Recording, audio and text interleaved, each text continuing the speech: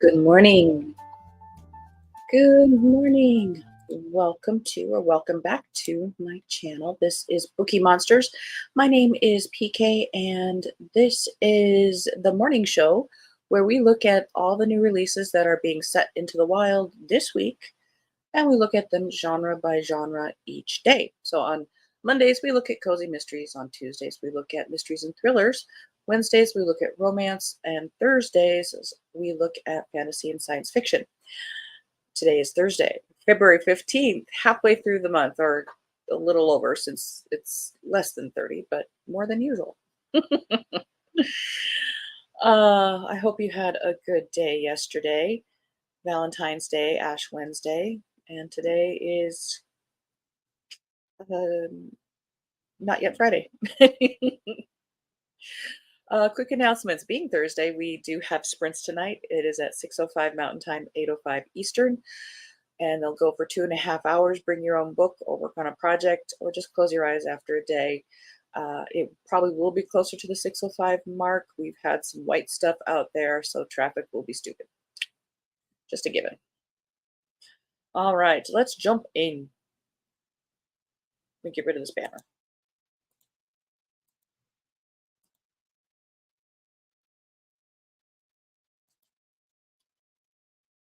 Let's work our way this way.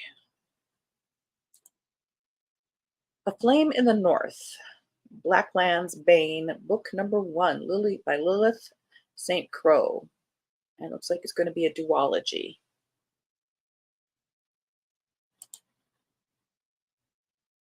Norse-inspired epic. All right. The Black Land is a myth. Centuries have passed since the great enemy was slain, yet old fears linger, and in the longest night of the year, people in the south still light ritual bonfires to banish the dark. In her village, this duty falls to Solveig, a girl favored by the gods with powerful fire magic.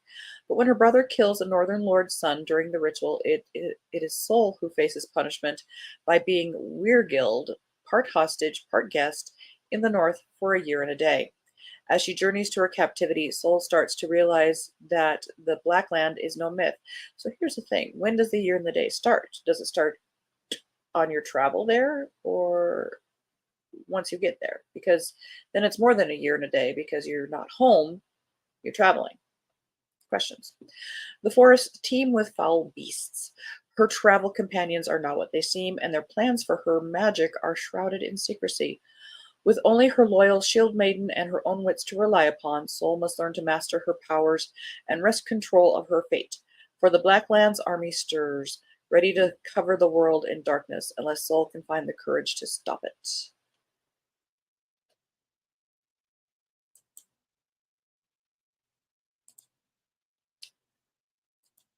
Projections by S.E. Porter.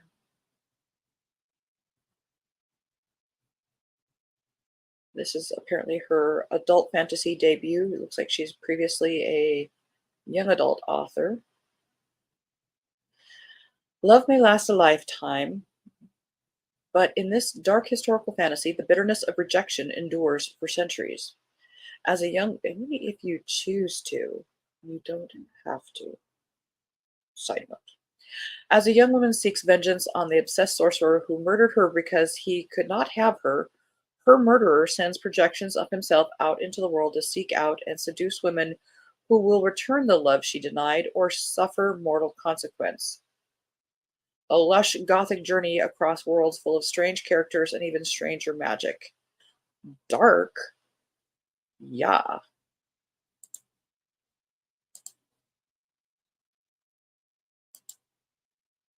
The blueprint, but the cover is not blue. By Ray Gianna Rashad.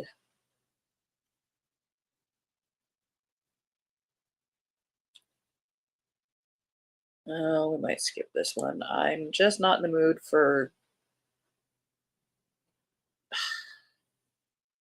current events. You can check that one out yourself. My channel, I get to choose.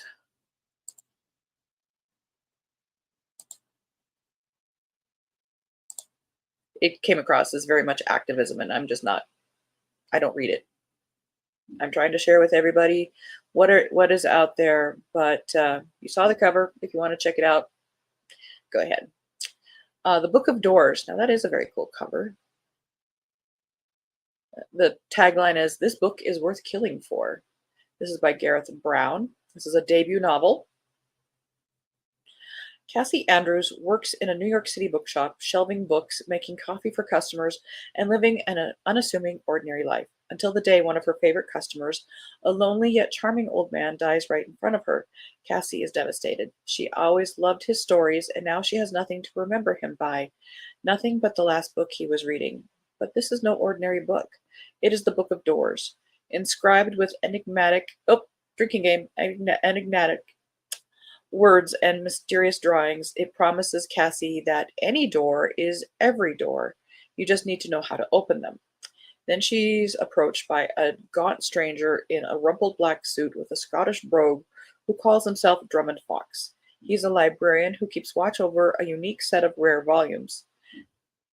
Kind of like Invisible Library, huh? The tome now in Cassie's possession is not the only book with great power, but it is the one most coveted by those who collect them. Now Cassie is being hunted by those few who know of the special books. With only her roommate Izzy to confide in, she has to decide if she will help the mysterious and haunted Drummond protect the Book of Doors and the other books in his secret library's care from those who will do evil, because only Drummond knows where the unique library is, and only Cassie's book can get them there.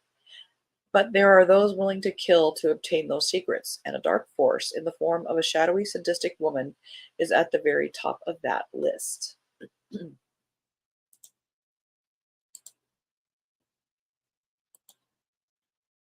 The imposition of unnecessary obstacles, second in the investigations of Massa and Plady series by Malka Older. Investigator Massa and scholar Plady, I apologize if these are not pronounced correctly, reunite to solve a new mystery in the follow-up to the cozy space opera detective mystery, The Mimicking of Known Successes.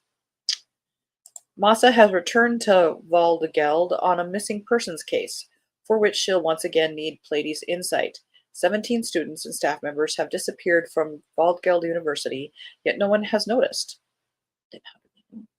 The answers to this case may lie on the moon of Io, Massa's home, and the history of Jupiter's original settlements during humanity's exodus from Earth. But Plady's faith in her life's work as a scholar of the past has grown precarious, and this new case threatens to further destabilize her dreams for humanity's future as well as her own.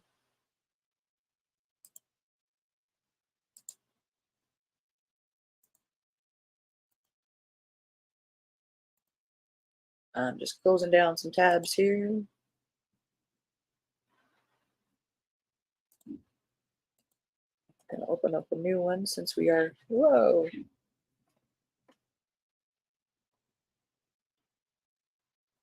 not having a whole lot of options. There's very few options in general with fantasy and science fiction. Well, yeah, I was going to say, fantasy has had a resurgence, but even then, there's not a huge amount. Did we look at this one?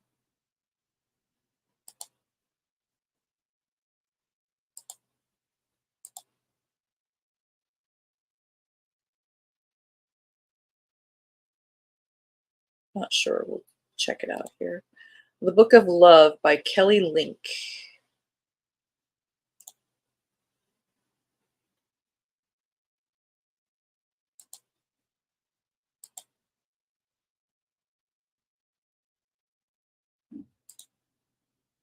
Late one night, Laura, Daniel, and Mo find themselves beneath the fluorescent lights of a high school classroom almost a year after disappearing from their hometown, the small seaside community of Loveson, Massachusetts, having long been presumed dead. So, with them in the room is their previously unremarkable high school music teacher who seems to know something about their disappearance and what has brought them back again. Desperate to reclaim their lives, the three agree to the terms of the bargain their music teacher proposes. They will be given a series of magical tasks. While they undertake them, they may return to their families and friends, but they can tell no one where they've been. In the end, there will be winners and there will be losers. But the resurrection has attracted the notice of other supernatural figures, all with their own agendas.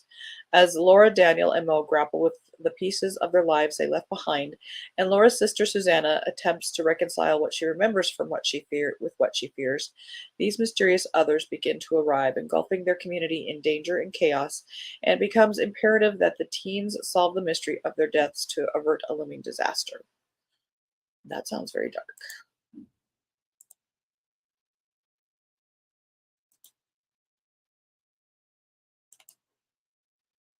Called Chaka, maybe? Called Chakra. It's a pretty cover. Kindle Unlimited. Came out in December.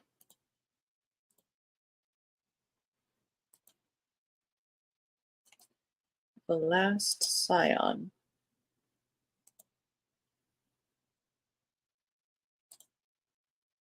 Kindle Unlimited. Came out in January.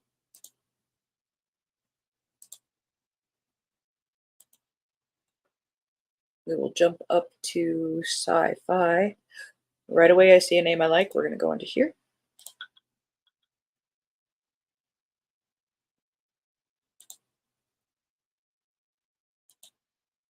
And we'll spin the wheel. And it came out in January.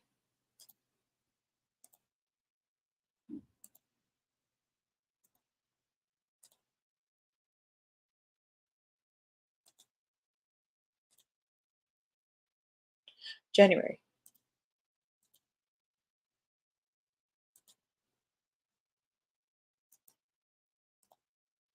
I'm not even going to jump over there. We're just going to sneak a peek. January. Somebody needs a better calendar.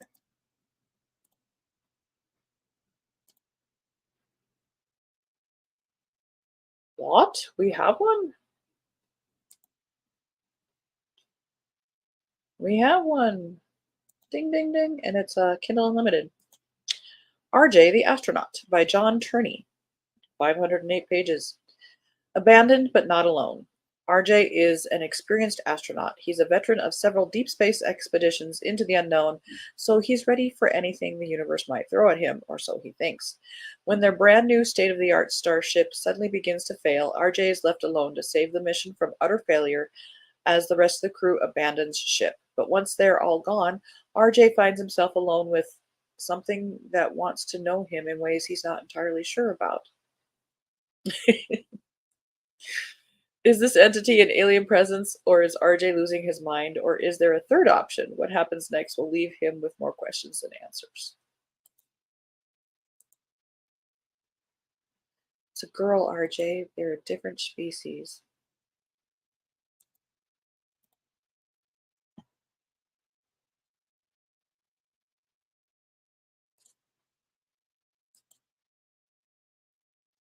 We'll try our luck here. Secondhand Spaceman. Came out a couple weeks ago. All right. Like I say, we fantasy and science fiction, love them. It is hard to get accurate information.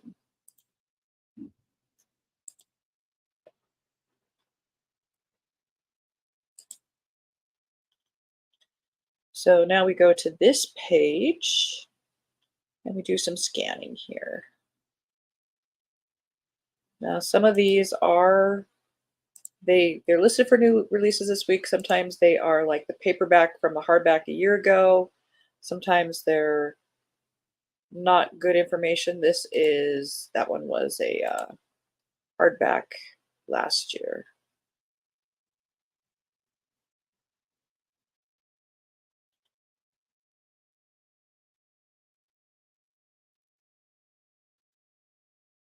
Yeah, anthology. Not real fan of anthologies, but we'll check it out. Maybe somebody is, but we will check the date. Date is good. Last test. Hardcover, we are good. Okay. I'm okay with this cover except for the eyeball. I don't like that eyeball. This is by Wool Talabi, Convergence Problems. Looks like he's been nominated for several science fiction awards. New collection of stories that investigate the rapidly changing role of technology and belief in our lives as we search for meaning, for knowledge, for justice, constantly converging on our future selves. Example: in an arc of electric skin, a roadside mechanic seeking justice volunteers to undergo a procedure that will increase the electrical conductivity in his skin by orders of magnitude. In Blowout, a woman races against time and a previously undocumented geological phenomenon to save her brother on the surface of Mars. In Ganger, a young woman trapped in a city run by machines must transfer her consciousness into an artificial body and find a way to give her life purpose, etc. There's 16 stories.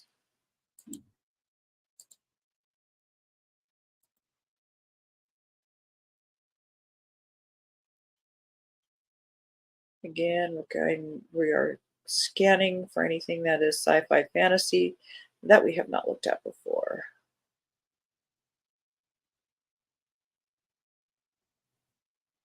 Well, that's funny. This one has the wrong cover.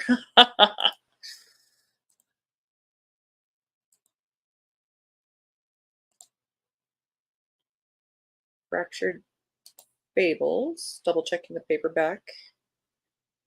Yep. By Alex E. Harrow. I am familiar with that name.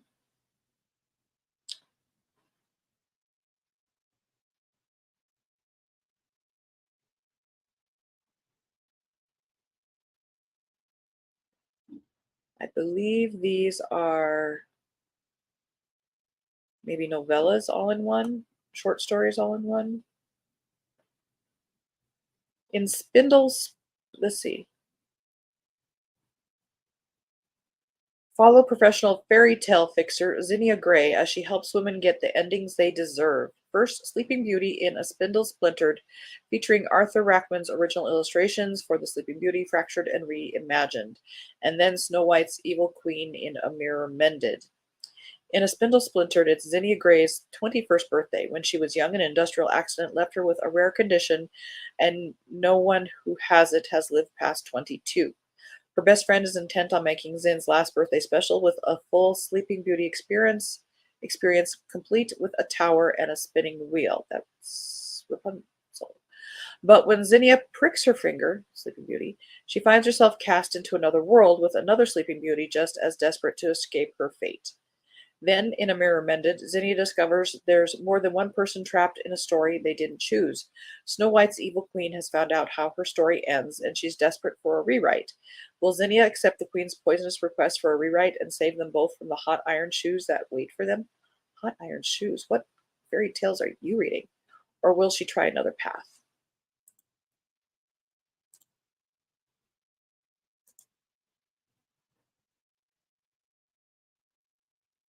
Gog Magog.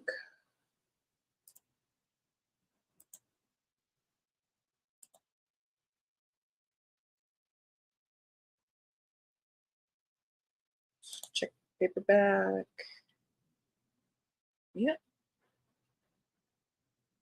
Gog Magog by Jeff Noon and Steve Beard tells the story of an epic journey through the 60-mile-long ghost of a dragon. We travel by boat, a rickety steam launch captained by Katie Mead, a veteran taxi pilot on the river Nisus. In her heyday, she carried people and goods from the thriving seaports of the estuary into Ludwig, the capital city. But that was years ago. Now she's drunk, holed up in a rundown seaside resort, telling her body tales for shots of rum. All that's about to change when two strangers seek her out, asking for transport. One of them, a young girl, is very ill and in great danger. The other, an artificial being of singular character, has secrets hidden inside his crystal skull, and so begins the voyage of the Juniper. The Nisus is unlike any other river. Mysteries unfold with each port of call. Not many can navigate these channels. Not many know of its whirlpools and sandbanks, and of the ravenous creatures that lurk beneath the surface. Katie used to have the necessary knowledge and the powers of spectral navigation, but her glory days are well behind her now. This might well be her final journey. File under fantasy, secret mythologies, etc. Unique. Fantasy, magical realism.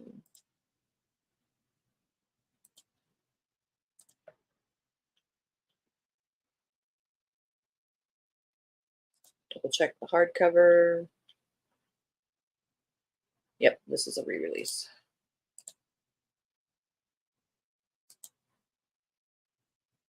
Hunted, looks like a threesome. We're kind of running out of time, so I'm just going to take a look at covers here.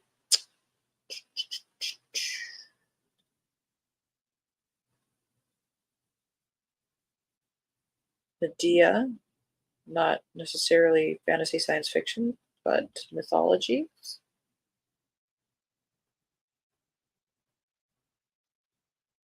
Once a Monster, looks like Minotaur retelling. Came out in September. Let's just throw in a September one.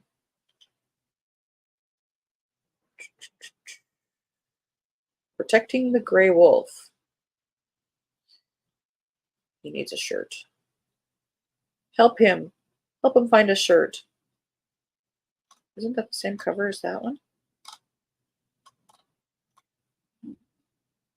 Hunted by Celia Kyle and Seduced by Celia Kyle. It's the same cover. We saved money. Paranormal, The Blood Contract. We looked at those. We looked at those. Eternal Ones. Fortune's Note. We looked at that one, I think, the other day.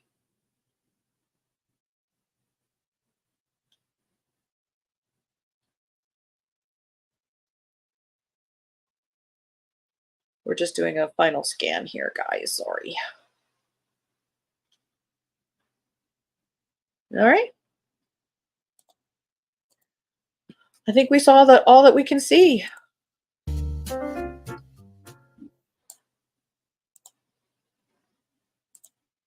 We made it. All right. Well, thank you guys. If you are watching now, I appreciate. Oh, sure. There's a commercial. Now there's a commercial.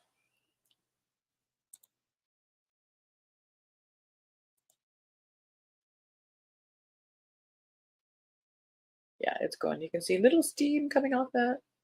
All right. If you're watching now, thank you so much for tuning in. If you are watching it later when I repost this, thank you for watching it then. Be sure to hit the like button, hit subscribe, hit notification bell.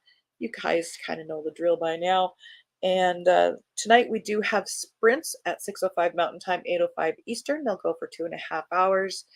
And the sprints after that will be on Saturday afternoon at 1 p.m. Mountain Time, 3 p.m. Eastern, and those will go for 5 hours. So you've got a couple options for getting some good reading or working on a project in, or whatever it is you'd like to do that makes you happy. I hope you have a very good Thursday. Read good books. If you're not enjoying it, it's okay to set it aside. It is not a reflection of you or the author or the book. It's just not the right time for those things to come together. And try something else, because reading is fun. And as the banner says here, don't be a bookworm, be a bookie monster. Nom, nom. Have a good day and God bless.